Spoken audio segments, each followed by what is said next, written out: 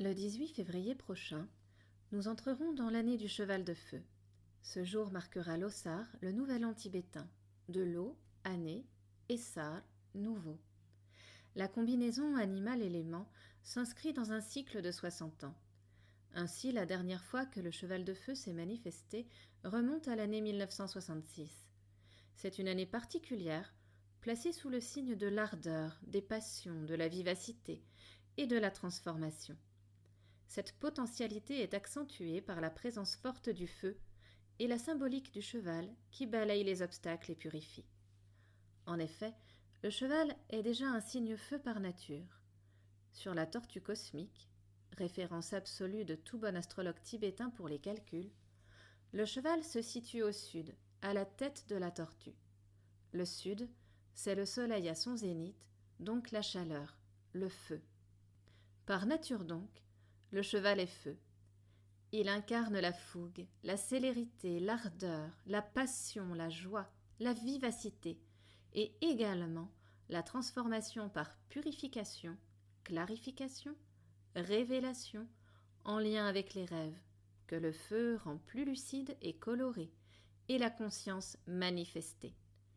Il crée des mouvements intérieurs et extérieurs propices au changement et aux initiatives. Son rayonnement est puissant. Assurément, le cheval est un animal initiatique, en ce sens qu'il nous amène à vivre un nouveau commencement. En plus de cela, la polarité du cheval est masculine, ce qui l'investit d'une force d'action, d'expansion et de croissance. Ainsi, la nature feu du cheval, sa polarité masculine et son association cette année à l'élément feu, qui de fait prend aussi la polarité masculine, condense en lui seul une force particulièrement ardente et vive. Dénommé Parabhava en sanskrit et Zilnön en tibétain, il est littéralement l'éclat qui subjugue. Nous allons donc quitter le serpent de bois, animal feu lui aussi, qui était associé à l'élément bois de l'année. De polarité féminine, le serpent de bois nous conviait à une mue qui se faisait dans la réceptivité plus souterraine des éléments de l'univers, dans un abandon confiant au laisser advenir, le Geschehen-lassen de Jung. De manière plus explicite, nous glissons d'un mouvement intérieur de gestation à un mouvement de réalisation vers l'extérieur. Nous glissons vers un rayonnement, en somme. Nous passons de sa œuvre en moi à j'œuvre. Le cheval de feu ouvre la possibilité d'une appropriation du je.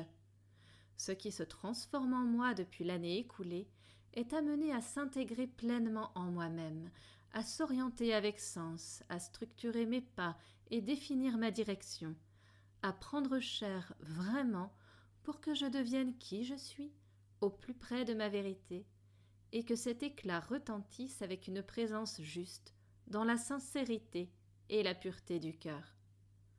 Autrement dit, qu'allons-nous forger ?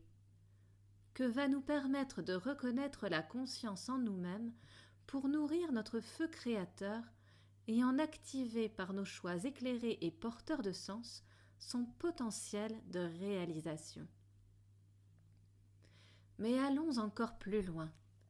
Le signe du cheval, gouverné par le soleil et Mars, nous invite à conjuguer clairvoyance, brillance, rayonnement et célérité pour bâtir l'humanité du deuxième feu. À ce sujet, je vous renvoie à l'ouvrage L'urgence d'aimer de Sophia Streelrever, qui est sanskritiste et biographe du Dalai Lama. L'action radicale et tranchée de Mars est appelée à s'inscrire au service de la paix et non de la guerre, en se joignant à la sagesse du soleil.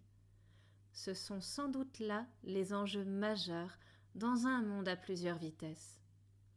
Devenir les maîtres de notre feu intérieur pour laisser advenir un monde de paix en ces temps de transition profonde. Il nous est possible de nourrir intérieurement un feu d'amour ardent sur le plan individuel, en communion de cœur avec d'autres, pour que cela rayonne vers le collectif et contribue à la résorption de ce qui se trame en termes de violence dans le monde, au-delà de notre volonté personnelle. Là où certains mettent le feu aux poudres et versent le sang, nous pouvons nourrir un puissant espace d'action, alimenté par la source intarissable du cœur, pour inonder le monde d'amour et agir pour la paix. L'humanité du deuxième feu est appelée à délaisser la guerre du feu pour rayonner l'amour. Pour que le cœur soit un brasier d'amour ardent, un feu de sagesse et de félicité au service de la vie et de la paix en nous-mêmes et entre les peuples. L'actualité politique mondiale flambe. C'est une réalité que nous ne pouvons occulter. Les conflits armés, la menace nucléaire, les conquêtes impérialistes, les révoltes sanglantes, les incendies de diverses natures sont bien là. Mais sur le plan individuel, nous pouvons agir et créer par nos cœurs rassemblés une vague d'amour collective et incarner avec conviction l'amour que nous voulons voir dans le monde. En ces temps de profonde transition, où les apocalypses côtoient les balbutiements d'un renouveau, nous sommes appelés à plus de conscience, de présence et de cœur. L'année qui s'annonce sera donc exigeante et demandera un grand alignement corps, cœur, esprit.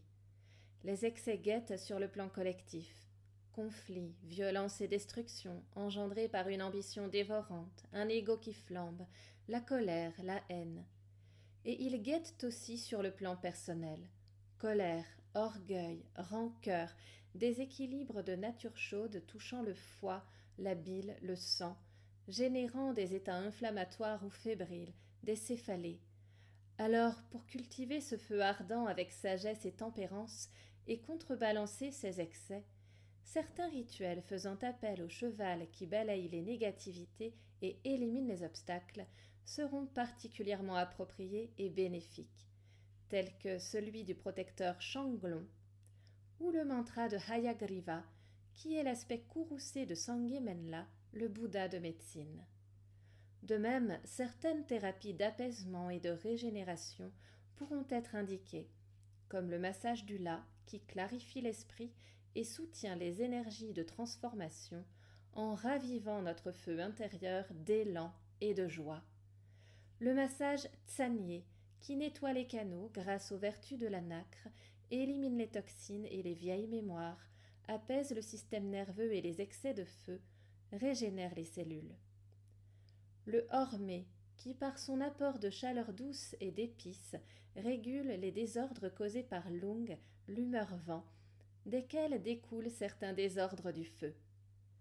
Bumpachen, la respiration du vase de feu, qui régule la chaleur métabolique, clarifie le corps et l'esprit, colore les rêves. Les mouvements doux du yoga Nejang, le yoga médicinal tibétain, qui détoxifie, équilibre les 3 humeurs et les 5 éléments pour harmoniser le corps, le cœur et l'esprit et cheminer vers la paix, la joie et l'amour. Enfin, vous pourrez aussi suspendre des drapeaux de prière sur lesquels figure le Lungta, le cheval du souffle. En astrologie tibétaine, le Lungta représente la chance, potentialisée par des rituels de protection et des mantras, dont le souffle et la vibration sont source de création et de transformation.